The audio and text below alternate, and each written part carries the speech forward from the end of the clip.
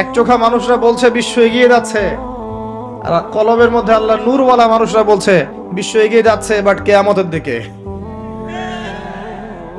কি বুঝছেন?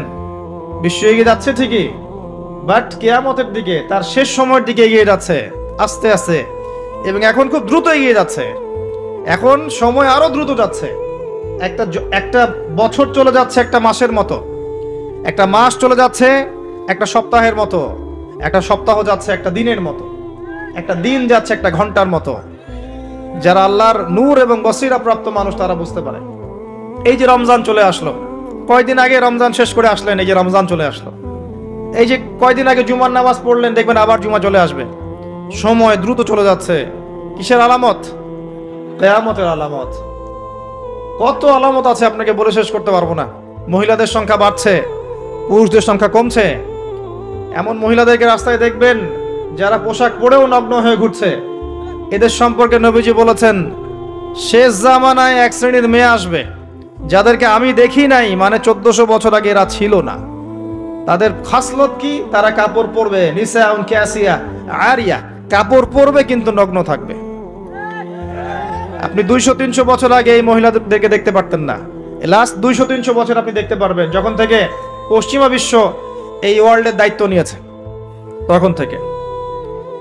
এটাকে ফেমিনিস্ট রেভলিউশন বলে। এবং নগ্নতা, বেহায়াপন, অশ্লীলতা, এমন পোশাক পরবো যে পোশাক পুরুষদের পোশাক, এটা কিয়ামতের আলামত। নবীজি বলেছিলেন যে গরিব মানুষরা, দরিদ্র মানুষ, স্যান্ডেল পরার টাকা নাই, গায়ে জামা পরার টাকা নাই, উঁচু উঁচু অট্টালিকা নির্মাণের প্রতিযোগিতা করবে। এটা আখিরুজ্জামান বা শেষ জামানের আলামত। দেখে নেন বিগত 200-300 বছর এগুলো ছিল কিনা। বিশাল বিশাল সাইন এগুলো প্রকাশ পাচ্ছে ডে বাই ডে। মানুষ সুদ খাবে, একজন ব্যক্তি সুদ থেকে দূরে থাকতে চাইবে, তার গায়েও সুদের ছিটাফোঁটা গিয়ে লাগবে। এটা সেই যুগ। আপনি পারবেন না বাঁচতে সুদ থেকে। দাড়ি টুপি নিয়েও খেতে হচ্ছে, কিচ্ছু করার নাই, কারণ সব সিস্টেমই সুদ ভিত্তিক। হয় খাচ্ছেন, না হলে দিচ্ছেন, না হলে সাক্ষী থাকছেন, না হলে লিখে রাখছেন, কিছু না কিছু করছেন। মানুষ মাদক খাবে, মাদককে হালাল মনে করে খাবে। মানুষ জেনা করবে, জেনাকে হালাল মনে করবে, হারাম মনে করবে না। মানুষ হত্যা করবে, যাকে হত্যা করবে সে জানবে না কেন হত্যা করছি, আর যে মারা যাবে সেও বুঝবে না কি জন্য আমাকে মারলো। পিতামাতার সাথে দাস দাসীর মতো আচরণ করা হবে, পিতামাতার সাথে দাস দাসীর মতো আচরণ করা হবে। সম্পদের জন্য সন্তান মাকে হত্যা করবে, বাবাকে হত্যা করবে। দুই চোখওয়ালা মানুষরা বুঝতে পারে এগুলো হচ্ছে, দিন দিন বাড়ছে, সময় সংক্ষিপ্ত হয়ে আসছে। আল্লাহ পাকের আযাব গজব বাড়ছে, আসমানি গজব বাড়ছে, জমিনের বালা বাড়ছে, ভূমিকম্প বাড়বে, ডে বাই ডে ভূমিকম্প বাড়বে। এবং 3টা বড় বড় ভূমিকম্প অপেক্ষা করছে আমাদের সামনে। একটা পৃথিবীর পূর্ব দিকে, একটা পশ্চিম দিকে, আমার ধারণা এটা পশ্চিমা সভ্যতায় হবে, আর একটা হচ্ছে পৃথিবীর মাঝখানে। কিছু মুনাফিককে আল্লাহ পাক ধসিয়ে দিবেন আরবের মধ্যে, আর ওখানেও কিছু মুনাফিক আছে। এটা বুঝতে হলে আপনাকে জিওপলিটিক্স বুঝতে হবে। আরবি দিয়ে কথা বললেই কেউ আমিরুল মুমিনিন হয় না। আরবি দিয়ে কথা বললেই কেউ আমিরুল মুমিনিন হয় না। আব্দুল্লাহ বিন উবাইও আরবি দিয়ে কথা বলতো। তো হত্যা বাড়বে। একটা বড় জিনিস যেটা শেষ জামানায় হবে, এটা আগে হয়নি। এটা বিগত 100 বছর থেকে আমরা দেখছি। এই বিশ্বের বুকে ইহুদি এবং খ্রিস্টানদের মধ্যে একটা বন্ধুত্বের অ্যালায়েন্স হয়েছে, এটাকে আমরা জায়নিস্ট মুভমেন্ট বলি। এই মুভমেন্টটা বিগত 100-200 বছর আগে ছিল না, কিন্তু এটা শেষ জামানায় হবে এমনটা এসেছে। কোরআনেও আছে, ইয়া আইয়ুহাল্লাযীনা আমানু লা তাত্তাখিযুল ইয়াহুদা ওয়ান নাসারা আউলিয়া, তোমরা ওই সব ইহুদি এবং খ্রিস্টানদেরকে বন্ধুরূপে গ্রহণ করো না। কোন সব? সবাইকে না। কোন সব? বা'দুহুম আউলিয়াউ বা'দ, যারা একে অপরের বন্ধু, যারা একে অপরের বন্ধু। বিশ্বের ইতিহাস ঘাটলে দেখবেন, হিস্ট্রির ছাত্র আমি, ইতিহাস ঘাটলে দেখবেন ইহুদি এবং খ্রিস্টানরা একে অপরের সাথে মারামারি করেছে শতাব্দীর পর শতাব্দী। এমনকি ঈসা আলাইহিস সালামকে ইহুদিরাই হত্যা করতে চেয়েছিল, কিন্তু আল্লাহ পাক উঠিয়ে নিয়েছেন, ওয়া মা কাতালুহু ওয়া মা সালাবু। কিন্তু এখন দেখবেন ওরা বন্ধু, এখন দেখবেন ইসরায়েলের বন্ধু পশ্চিমারা। আশ্চর্য একটা বিষয়। আর কোন নিদর্শনের জন্য অপেক্ষা করছেন? এগুলো আস্তে আস্তে ডে বাই ডে বাড়তে থাকবে। হারাজ বাড়বে, হারাজ মানে হত্যাকাণ্ড, প্রচুর হত্যাকাণ্ড হবে। প্রথম বিশ্বযুদ্ধে মানুষ মরেছে প্রায় 3 থেকে 4 কোটি, দ্বিতীয়টাতে মানুষ মরেছে 7 থেকে 8 কোটি। সামনে যেটা হবে এখানে দেখবেন পৃথিবীর 3 ভাগের 1 ভাগই শেষ ইনশাআল্লাহু আযজা ওয়া জাল। এমনটাই হবে ইনশাআল্লাহু তাআলা। আমরা চাই না এমনটা হোক, কিন্তু কুদিয়াল আমর, লেখা হয়ে গেছে, এগুলো কিছু করার নাই। নবী ঈসা আলাইহিস সালাম আসার আগে পৃথিবীর অবস্থা এমন থাকবে না। পৃথিবী সংকীর্ণ হয়ে আসবে, জনসংখ্যা কমবে, প্রচুর মানুষ মহামারীতে মারা যাবে। আর মহামারীর সময় চলে যাওয়ার পরে কি আসবে সেটাও হাদিসের মধ্যে আছে, ওয়া বা'দাহু সানাওয়াতি জালাজিল, এরপরে আসবে ভূমিকম্পের বছরগুলো। মহামারীর সময়গুলো যখন চলে যাবে এরপরে আসবে ভূমিকম্পের বছরগুলো। আলেম ওলামা আছে, ওনাদের কাছে অনুবাদ করে নিয়েন। সানাওয়াত, সানার বহু বচন, একটা বছর না, অনেক বছর। জালজালায়ের বহু বচন জালাজিল, অনেক ভূমিকম্প হবে। আর প্রত্যেক ভূমিকম্পে পৃথিবীর সময় কিন্তু সংক্ষিপ্ত হয়ে আসে। এটা আপনারা যারা সায়েন্স জানেন তারা বুঝবেন। যাই হোক, এই অবস্থার প্রেক্ষাপটে ইসলাম ছাড়া আত্মসমর্পণের কোনো জায়গা নাই, আর ইসলাম ছাড়া সমাধানও কেউ দিতে পারবে না। এই জন্য নিরপেক্ষভাবে আল্লাহর কাছে যেহেতু ফিরে যেতেই হবে, আমাদের উচিত ইসলামকে আগে ভালো করে জানা এবং বোঝা, হটকারী না হওয়া। আগে জানা এবং বোঝা যে ইসলামের প্রতিটা বিষয়ের সলিউশন আছে কি নাই। যদি আপনি দেখেন নিরপেক্ষভাবে হ্যাঁ আছে, তাহলে আর দেরি করবেন না, ইস্তেগফার করে আল্লাহর কাছে আত্মসমর্পণ করেন। আল্লাহ পাক আপনার বিগত জীবনের যত গুনাহ খাতা আছে সমস্ত গুনাহ আল্লাহ মাফ করে দিবেন ইনশাআল্লাহ তাআলা। আল্লাহ পাক তো এমনটা বলেছেন, ইল্লা মান তাবা ওয়া আমানা ওয়া আমিলা আমালান সালিহা ফাউলাইকা ইউবাদদিলুল্লাহু সাইয়্যাতিহিম হাসানাত। যারা তওবা করবে, ঈমান নিয়ে আসবে এবং আমলে সালেহ বেশি বেশি করতে থাকবে, আল্লাহ পাক তাদের গুনাহই শুধু মাফ করবেন না, বরং গুনাহগুলোকে নেকি দিয়ে পরিবর্তন করে দিবেন। বলেন সুবহানাল্লাহ। এই জায়গায় গিয়ে আবার পয়েন্টে চলে আস। নবী মুসা আলাইহিস সালাম যখন খুতবা দিচ্ছিলেন তখন তিনি বলে ফেলেছিলেন যে আমি পৃথিবীর সবচেয়ে জ্ঞানী মানুষ, কারণ তার কাছে ওহী আসছিল। আল্লাহ পাক ধরলেন, আল্লাহ পাক নবীদের ছোট ছোট ভুল ধরতেন। আমাদের নবী মুহাম্মদ সাল্লাল্লাহু আলাইহি ওয়াসাল্লাম বলে দিয়েছিলেন একবার যে আমি মধু খাবো না আজকে থেকে, মনে আছে? মধু হারাম করে নিলাম। লিমা তুহাররিমু মা আহাল্লাল্লাহ, আল্লাহ পাক আয়াত নাজিল করলেন না? কোন সূরায়? সূরা তাহরিম। ভাই, এভাবে আল কোরআনের আলো ঘরে ঘরে জ্বলবে না। যখন কোরআন আপনি স্টাডি করবেন, প্রত্যেকটা ঘরে একটা করে কোরআনওয়ালা মানুষ থাকবে, অটোমেটিক আল্লাহর এই যে আল্লাহ পাকের এই কিতাব আল কোরআনের আলো সমস্ত ঘরে ঘরে জ্বলবে ইনশাআল্লাহ তাআলা। কোরআন পড়ার লোক তো লাগবে, কোরআন পড়ার মানুষ তৈরি করতে হবে। প্রত্যেক ঘরে ঘরে একটা করে মানুষ তো চাই যে কোরআন গবেষণা করতে পারে। তখন দেখবেন অটোমেটিকলি কোরআনের আলো ঘরে ঘরে জ্বলে যাবে ইনশাআল্লাহ তাআলা। আবেগ দিয়ে হয় না, আবেগ দিয়ে কোনো কিছু হয় না। যারা ইসলামের বিরুদ্ধে কাজ করছে এরা আবেগ দিয়ে কাজ করছে না, বিবেক দিয়ে কাজ করছে। আমরা আবেগী জাতি, আমরা আবেগী জাতি না, আমরা আবেগী জাতি, খুব আবেগ আমাদের। দিনের পিছনে আবেগ ভালো জিনিস, কিন্তু আবেগ দিয়ে দিন প্রতিষ্ঠা হয়নি কখনো।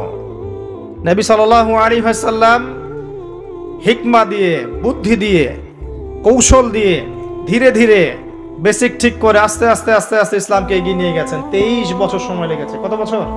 কখনো অত্যাচার সহ্য করতে হয়েছে, করেছেন। কখনো মার খেতে হয়েছে, খেয়েছেন। কখনো গালি খেতে হয়েছে, খেয়েছেন। কখনো সমালোচনা সহ্য করতে হয়েছে, করেছেন। কখনো দেশ থেকে চলে যেতে হয়েছে, চলে গিয়েছেন।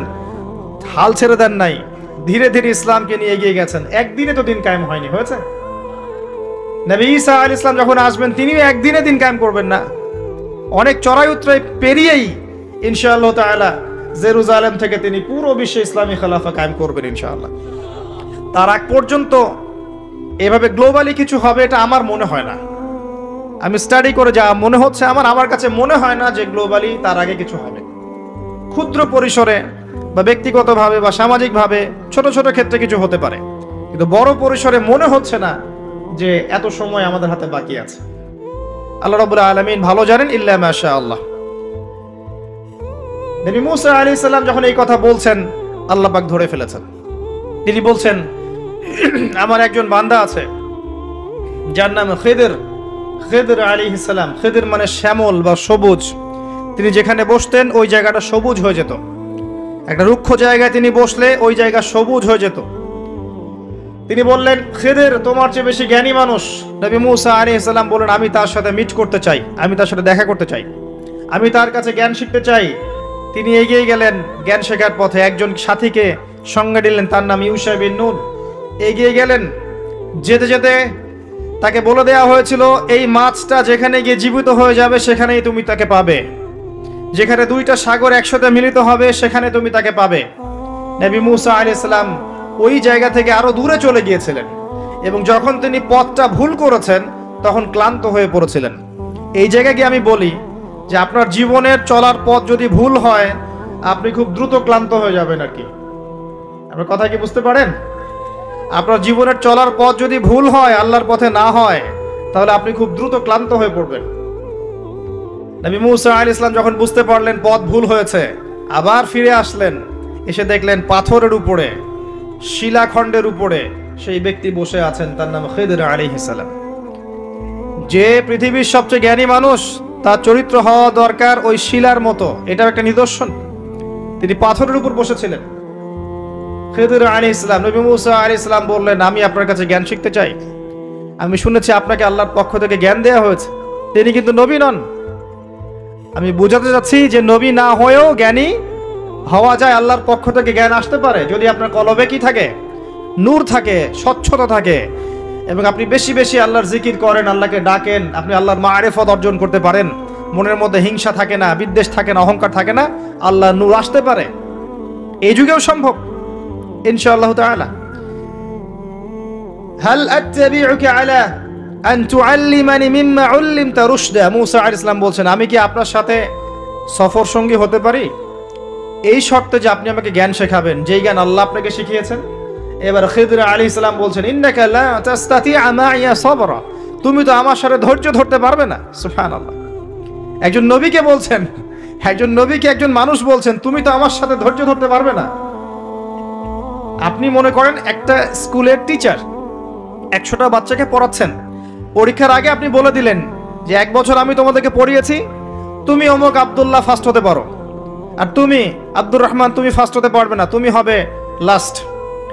আপনার অভিজ্ঞতা, আপনি 1 বছর পড়িয়েছেন, আপনি দেখলেন রেজাল্ট ঠিক তাই হলো, আব্দুল্লাহ ফার্স্ট হয়েছে, আব্দুর রহমান লাস্ট হয়েছে। এর মানে কি এই টিচার গায়েব জানে? গায়েব জানে? তার ইলম, তার প্রজ্ঞা, তার অভিজ্ঞতা। নবী মুসা আলাইহিস সালামকে বলছেন তিনি, খিদির আলাইহিস সালাম, ইন্নাকা লান তাস্তাতিআ মাইয়া সাবরা, তুমি আমার সাথে ধৈর্য ধরতে পারবে না। মানে গল্পের শেষে আপনি গিয়ে দেখবেন তিনি আসলেই ধৈর্য ধরতে পারেন নাই। তো মুসা আলাইহিস সালাম বলেন, ইনশাআল্লাহ আমি ধৈর্য ধরব, আমি ধৈর্য ধরব ইনশাআল্লাহ, এবং আমি আপনার কাজে কোনো বিঘ্ন সৃষ্টি করব না। আচ্ছা ঠিক আছে, চলো। গল্প অনেক বড়, আমি সংক্ষেপে বলছি। 3টা ঘটনা ঘটেছে। একবার নৌকা ফুটা করে দিয়েছেন খিদির আলাইহিস সালাম, দ্বিতীয়বার একজন বালককে হত্যা করেছেন, আর তৃতীয়বার একটা দেয়ালকে নির্মাণ করেছেন, দেয়ালটা পড়ে গিয়েছিল, কোনো পারিশ্রমিক নেননি, ফ্রি অফ কস্ট দেয়াল নির্মাণ করেছেন। নবী মুসা আলাইহিস সালাম প্রত্যেকবার বলছেন যে আপনি এই কাজটা কেন করলেন, আপনি এই কাজটা কেন করলেন, বারবার জিজ্ঞাসা করছেন, ইন্টারফেয়ার করছেন।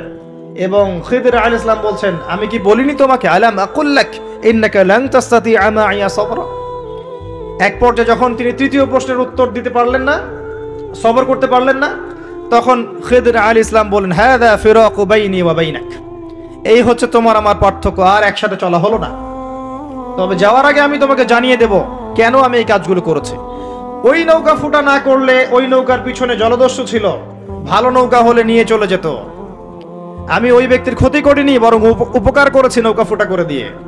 ওই বাচ্চাকে হত্যা না করলে, ওই বাচ্চার পিতা মাতা ছিল বড় আলেম, বড় আল্লাহওয়ালা, এই বাচ্চা বড় হলে নিজেও কাফের হতো, বাপ মাকেও কুফরিতে নিয়ে যেত। অনেকটা আমাদের নাস্তিক প্রজন্মের মতো আর কি। তিনি হত্যা করেছেন, আল্লাহর আদেশে হত্যা করেছেন। আর ওই যে দেয়াল নির্মাণ করেছি, এই দেয়ালের নিচে ছিল 2 জন এতিম বালকের রেখে যাওয়া পৈতৃক সম্পত্তি। তার বাবা মা রেখে গিয়েছিল সোনার কয়েন, রূপার কয়েন, এইগুলো মাটির নিচে ছিল। তারা বড় হয়ে যেন এটা পায়, অন্য কেউ সিজ করতে না পারে, এই জন্য আমি এখানে দেয়াল নির্মাণ করেছি, কোনো পারিশ্রমিক নেই নাই। বাই দ্য ওয়ে, সোনার কয়েন আর রূপার কয়েনের কথা কোরআনে আছে, দিনার আর দিরহামের কথা কোরআনে আছে, যদিও বিশ্ব ব্যবস্থায় নাই। বিশ্ব ব্যবস্থার IMF নামে একটা সংগঠন আছে, ইন্টারন্যাশনাল মনিটারি ফান্ড, তারা আইন করে সোনার কয়েন আর রূপার কয়েনকে হারাম করে দিয়েছে। আপনি কি সেটা জানেন যে পশ্চিমারা সোনার কয়েন আর রূপার কয়েনটাকে হারাম করেছে অর্থনীতি থেকে? Ban, totally ban. তাদের আর্টিকেলস অফ চার্টারের মধ্যে আছে, লিখে আছে যে এই বিশ্ব বাজার থেকে সোনার কয়েন রূপার কয়েনকে ব্যান করে দেয়া হয়। কেউ যদি আল্লাহর হালালকে হারাম করে তাকে আমরা কি বলতে পারি? কেউ যদি আল্লাহর হারামকে হালাল করে আর আল্লাহর হালালকে হারাম করে নেয় তাকে আমরা কি বলতে পারি? আর এই পাপটার নাম কি? সূরা তাওবার 31 নম্বর আয়াত অনুযায়ী এই পাপটাকে বলা হয় শিরক। জি, সূরা তাওবার 31 নম্বর আয়াত অনুযায়ী এই পাপটাকে বলা হয় শিরক। কে অধিকার দিল মানুষকে আল্লাহর হালালকে হারাম করার?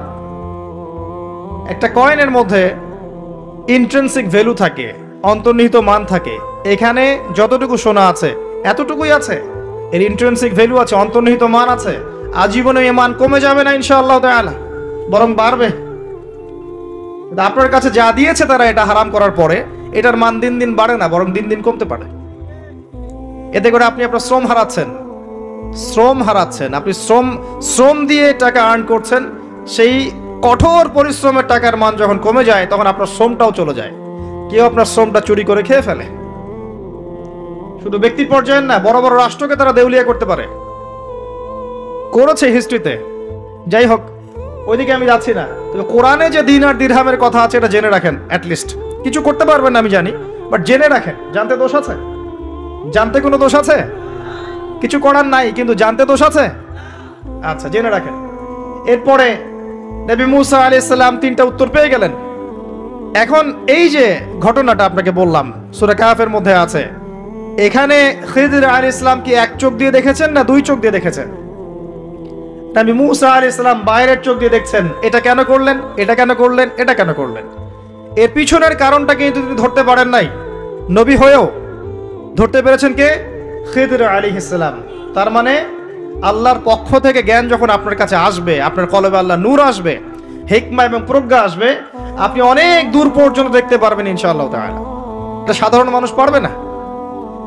আল্লাহ পাক এমন আরেকজন ব্যক্তির কথা বলেছেন, এই যে যেটা আমি তেলাওয়াত করেছিলাম, ওয়াইজ ক্বালা ওয়ালাকাদ আতাইনা লুকমানাল হিকমা আন ইশকুরু লিল্লাহ। আমি লোকমানকেও হিকমা দিয়েছিলাম। সুবহানাল্লাহ। লোকমান আলাইহিস সালাম হয়তো নবী ছিলেন না, আল্লাহ বলছেন আমি লোকমান হাকিমকে আমি হিকমা দিয়েছি, প্রজ্ঞা দিয়েছি।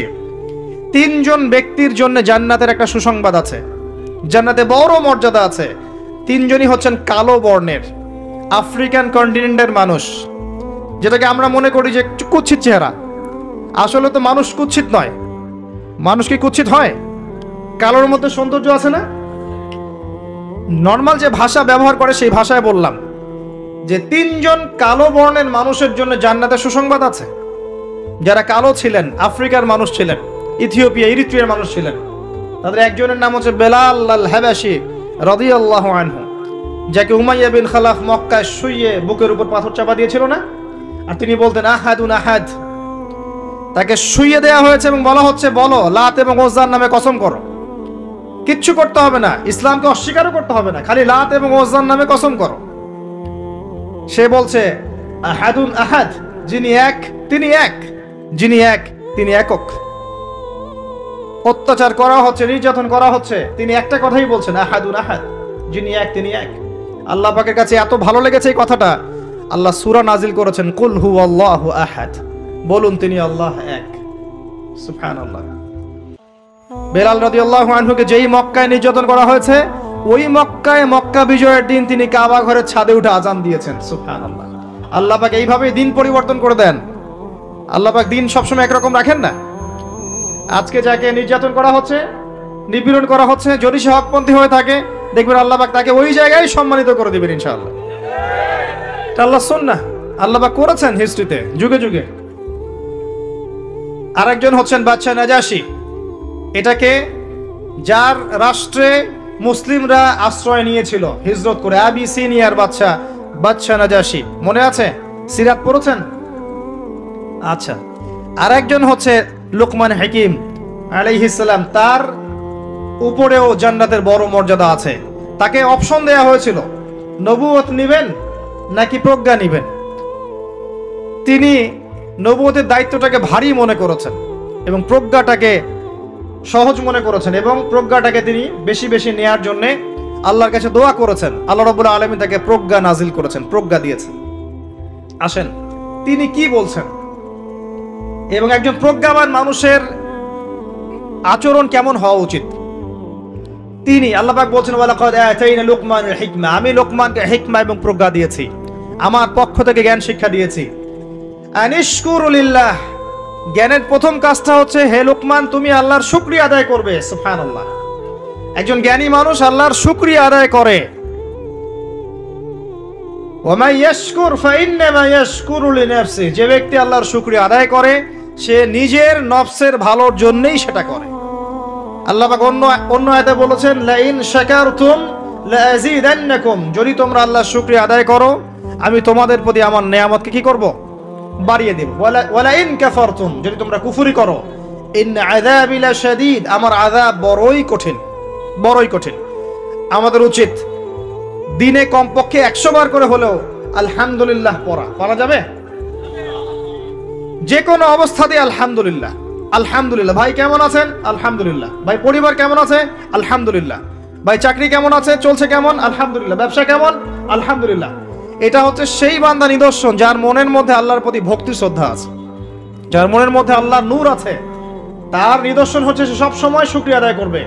একটা এক্সাম্পল দিচ্ছি, দেখেন ইব্রাহিম আলাইহিস সালাম ওই প্যালেস্টাইনে থাকতেন, আর এই যে এইখানে মক্কায় তার একজন স্ত্রী হাজারা আলাইহিস সালাম, ওইখানে একজন স্ত্রী সারা আলাইহিস সালাম। মনে আছে ঘটনা? আচ্ছা, তিনি আসলেন বাসায়, দরজায় নক করছেন যে বাসায় কে আছে? দরজার পিছন থেকে বলা হচ্ছে যে আমি। তিনি বলছেন ইসমাইল কোথায়? তখন আওয়াজ আসছে ইসমাইল শিকার করতে গেছে। তারপরে তাকে বলা হচ্ছে তোমরা কেমন আছো, স্বামী স্ত্রী তোমরা কেমন আছো? তো স্ত্রী জবাব দিচ্ছে আমরা ভালো নাই, আমাদের ঘরে অনেক অভাব, আমাদের অনেকের স্ত্রীর মতো। আছে না এরকম? সারা জীবন করে যাবেন, একটা কথাই শুনবেন শেষ বয়সে গিয়ে, জীবনে কিছুই পাইলাম না তোমার কাছে। নিজের মাথার ঘাম পায়ে ফেলে করতেই থাকবেন, করতেই থাকবেন, করতেই থাকবেন, করতেই থাকবেন, কিন্তু আপনি শুনতেই থাকবেন, শুনতেই থাকবেন, কিছুই করলাম না, কিছুই পাইলাম না, কিছুই পাইলাম না। অমুক ভাবি কত ভালো আছে, অমুক কত ভালো আছে, অমুকের এত আছে, অমুকের তত আছে। সুবহানাল্লাহ, এটা আমাদেরই দোষ। কারণ বিয়ে করার সময় যারা দিনদারিতা না দেখে শ্বশুরের সম্পত্তি দেখবেন, সৌন্দর্যকে বেশি প্রাধান্য দিবেন, নিজের হারাম প্রেমকে বেশি প্রাধান্য দিবেন, নিজের ওই বংশমর্যাদা ইত্যাদি ইত্যাদিকে বেশি প্রাধান্য দিবেন, তখন তো আফসোস করতেই হবে, কিছু করার নেই। এই জন্যই তো নবী সাল্লাল্লাহু আলাইহি ওয়াসাল্লাম বলেছেন যে দিনদার স্ত্রীদেরকে দেখে বিয়ে করো, যার মধ্যে দিনের বুঝ আছে, জ্ঞান আছে, একে দেখে বিয়ে করো। তবে এখানে একটা বিষয় আপনাকে সতর্ক করতে চাই যে প্রত্যেকটা বোরখার পিছনেই সঠিক দিনদারিতা থাকে না। অতএব এটা দেখেও ধোঁকা খাওয়ার কিছু নাই। দিনদারিতা আল্লাহর সাথে বান্দার মনের ব্যাপার। দিনের বেসিক কিছু প্রশ্নের মাধ্যমে আপনি তার উত্তর পেতে পারেন, দিনের বেসিক কিছু বুঝ আচরণ দেখে আপনি তার উত্তর পেতে পারেন, তার তাকওয়া দেখে আপনি উত্তর পেতে পারেন। একজন আমিরুল মুমিনিন খলিফা, তিনি রাত্রেবেলা জনগণের অভাব অনটন দেখেন। একদিন দেখতে দেখতে রাতে ক্লান্ত হয়ে পড়লেন, একটা দেয়ালের আড়ালে তিনি দাঁড়িয়ে বিশ্রাম নিচ্ছেন, বসে পড়েছেন। দেয়ালের পিছন থেকে তিনি আওয়াজ শুনছেন, মা আর মেয়ে কথাবার্তা বলছে। মা বলছে দুধে পানি মিশাও, আর মেয়ে বলছে যে ইত্তাকিল্লাহ, হে মা আল্লাহকে ভয় করো। তার মা বলছে এখানে তো ওমর নাই, ওমরের প্রশাসন নাই, ভয়ের কি আছে, মিশাও, পানি মিশাও। তখন এই মেয়ে বলছে ওমর নাই তো কি হয়েছে, ওমর রব আল্লাহ তো জীবিত আছেন, তিনি দেখছেন। ওমর রাদিয়াল্লাহু আনহু পরের দিন ওই বাড়িটা মার্ক করে রাখলেন রাত্রেবেলা। পরের দিন তার ছেলেকে নিয়ে আসছেন এই বাসায়, এসে মেয়ে দেখাচ্ছেন, এই মেয়ে পছন্দ হয় কিনা দেখো। মেয়ে পছন্দ হয়ে গেছে। আমিরুল মুমিনিনের মানে রাষ্ট্রপ্রধানের ছেলের সাথে এই মেয়ের বিয়ে হয়ে গেল। দুধওয়ালি, দুধ ধোয়াচ্ছেন যেই মেয়ে, কি দেখে বিয়ে দিলেন? সৌন্দর্য দেখে, বংশমর্যাদা, শ্বশুরের টাকা, যৌতুক। এই কাজ যদি আমরা করতে না পারি সংসারে শান্তি আসবে না, তখন কিছু করার থাকবে না ভাই। কারণ এই ফিতনায় একবার ঢুকে গেলে জীবনটা ম্যাসাকার। এগুলো ডিল করতেই দিন দিন অনেক চলে যাবে। দিনের ফিকির পরে দেখবেন পরিবার সামলাতেই সময় শেষ, দিন শেষ। মানসিকভাবে যদি আপনি ফ্রেশ না থাকেন, ভালো না থাকেন, সাউন্ড না থাকেন, আপনি দিনের জন্য কিন্তু কিছু করতে পারবেন না। আর পরিবারে যদি নেককার স্ত্রী না থাকে, আপনি মানসিকভাবে ভালো থাকবেন না, ভালো থাকবেন না। এটা প্র্যাকটিক্যাল কথা। তো ওই যে স্ত্রী বলছে আমরা ভালো নাই, ইসমাইল স্বীকার করতে গেছে আমরা ভালো নাই, একবেলা খাই একবেলা খেতে পারি না, ভালো নাই। ইব্রাহিম আলাইহিস সালাম বলছেন ঠিক আছে, ইসমাইল বাসায় আসলে ওকে বলো যে তার বাবা এসেছিল, আর তাকে বলো যে ঘরের চৌকাঠটা যেন পরিবর্তন করে। কথা কি বুঝতে পারছেন? ইসমাইল আলাইহিস সালাম আসলেন, একজন বৃদ্ধা লোক এসেছিল বাসায়, তোমার বাবা পরিচয় দিয়েছে। কি বলেছে? বলেছে যে ঘরের দরজা যেন পরিবর্তন করি। তখন তিনি বলছেন তুমি কি এমন বলেছিলে যে যার কারণে এই কথাটা বলেছে? তো তিনি বলছেন আমি বলেছি আমরা ভালো নাই, আমরা অভাবে আছি, তুমি শিকারে গেছো ইত্যাদি। তখন তিনি বলছেন তুমি ভুল করেছো, তিনি আমার বাবা ছিলেন, তিনি একজন নবী, তিনি ইনডাইরেক্টলি আমাকে বলেছেন আমি যেন তোমাকে তালাক দেই। এক কথায় তালাক হতে পারে? দিনদারিতা না থাকলে তালাক দেয়া যায়।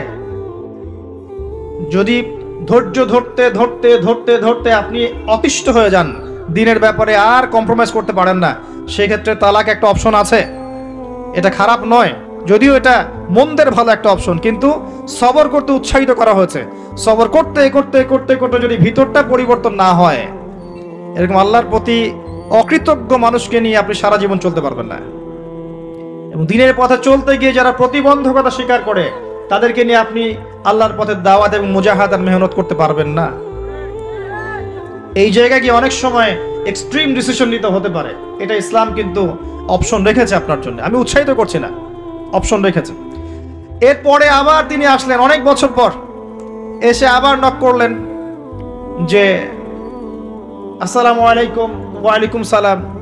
ইসমাইল কোথায়? স্বীকার করতে গেছে। তোমরা কেমন আছো? আলহামদুলিল্লাহ আমরা অনেক ভালো আছি। ঠিক আছে, ইসমাইল বাসায় আসলে তাকে বলো ঘরের চৌকাঠটা যেন যত্ন করে আদর করে মহব্বত করে রাখে। কথা বুঝতে পারছেন? এবার ইসমাইল আলাইহিস সালাম আসলেন বাসায়, তার স্ত্রী জিজ্ঞাসা করছে, একজন বৃদ্ধা এসেছিলেন, তোমার বাবা পরিচয় দিয়েছেন। কি বলেছে? বলেছে আমি যেন ঘরের চৌকাঠটা তুমি যেন অটুট রাখো, বহাল রাখো। তুমি কি বলেছো? আমি বলেছি আমরা অনেক ভালো আছি। তখন তিনি বলছেন আমার বাবা তোমাকে অনেক পছন্দ করেছেন এবং তোমাকে নিয়ে আমাকে সংসার করতে বলেছেন। এই হলো অবস্থা। শুকরিয়া আদায় যারা করতে পারবে না, তাদেরকে নিয়ে চলা মুশকিল। লুকমান হাকিম, যাকে প্রজ্ঞা দেয়া হয়েছে, তাকেও আল্লাহ পাক আদেশ করছেন তুমি আল্লাহর শুকরিয়া আদায় করো। যে ব্যক্তি আল্লাহর শুকরিয়া আদায় করে, কৃতজ্ঞতা প্রকাশ করে, যে কোনো হালতেই বলতে পারে আল্লাহ আলহামদুলিল্লাহ আমি ভালো আছি। এবং আল্লাহ রাসূল সাল্লাল্লাহু আলাইহি ওয়াসাল্লাম বলেছেন কখনো উঁচু স্তরের লোকদের দিকে তাকাবে না। যার উঁচু বাড়ি আছে, তোমার চেয়ে উঁচু বাড়ি আছে, তোমার চেয়ে বড় গাড়ি আছে, তোমার চেয়ে বেশি টাকা আর্ন করে, ওদের দিকে দেখবে না, ওদের দিকে চোখ দিও না। বরং তোমার চেয়ে নিচে যারা আছে, দরিদ্র যারা, তোমার চেয়ে যারা দরিদ্র, ওদের দিকে তাকাও। তাহলে তুমি আল্লাহর নিয়ামতের শুকরিয়া আদায় করতে পারবে ইনশাআল্লাহ। আমরা যদি হসপিটালে যাই, শুকরিয়া আদায় করতে পারবো না? যে এই যে হাজার হাজার মানুষ শুয়ে আছে, কারো ক্যান্সার, কারো ডায়াবেটিস, কারো অমুক, কারো তমুক, কারো অ্যাক্সিডেন্ট, কারো এইটা সেইটা, কারো ব্রেন টিউমার, কারো হার্টের সমস্যা, কত সমস্যা। কেউ হাঁটতে পারে না, কেউ বসতে পারে না, কেউ শুইতে পারে না, কেউ শুইলে ঘুমাতে পারে না। আমরা ভালো আছি না? আলহামদুলিল্লাহ, কৃতজ্ঞতা। যখন আপনি আপনার চেয়ে বিপন্ন কোনো মানুষকে দেখবেন, দেখে যদি এই দোয়াটা পড়েন আলহামদুলিল্লাহিল্লাযী আফানি মিম্মা ইবতালাকা বিহি ওয়া ফাদ্দালানি আলা কাসীরিন মিম্মান খালাকা তাফদীলা, আল্লাহর শুকরিয়া আদায় করছি যে আল্লাহ তোমাকে যে বিষয় দিয়ে পরীক্ষা করেছেন, আমাকে তার থেকে নিরাপদ রেখেছেন, এবং হাজার মানুষের চাইতে আল্লাহ পাক আমাকে উত্তম জায়গায় রেখেছেন, ভালো রেখেছেন। এই দোয়াটা যে ব্যক্তি পড়বে, ওই বিপদ তাকে স্পর্শ করবে না ইনশাআল্লাহ। এভাবে আপনি আল্লাহর শুকরিয়া আদায় করতে পারেন। আর আল্লাহ পাকের শুকরিয়া আদায় করার সবচাইতে বড় নিদর্শন হচ্ছে আপনি আল্লাহর আদেশ নিষেধ মেনে চলছেন কিনা। যে ব্যক্তি আল্লাহর আদেশ এবং নিষেধকে মেনে চলছে, এই ব্যক্তি প্রকৃতপক্ষে আল্লাহ শুকরিয়া আদায় করছে, তাই নয় কি? খালি মুখে যদি বলি আমি আল্লাহ শুকরিয়া আদায় করি, নামাজ নাই, সওম নাই, যাকাত নাই, কিচ্ছু নাই, মুখে মুখে বলছি আমি আল্লাহকে অনেক ভালোবাসি, এই ভালোবাসার দাম আছে? আল্লাহ পাক কি বলেছেন? যে তোমরা যদি আল্লাহর ভালোবাসা পেতে চাও, কুল ইন কুনতুম তুহিব্বুনাল্লাহ ফাত্তাবিউনি, আমার অনুসরণ করো। কার অনুসরণ? মুহাম্মদ সাল্লাল্লাহু আলাইহি ওয়াসাল্লামের অনুসরণ করো, তার সুন্নাহ মাফিক জীবন করো। ইনশাআল্লাহ আল্লাহ পাক তোমাদেরকে মাফ করে দিবেন, আল্লাহও তোমাদেরকে ভালোবাসবেন ইনশাআল্লাহ।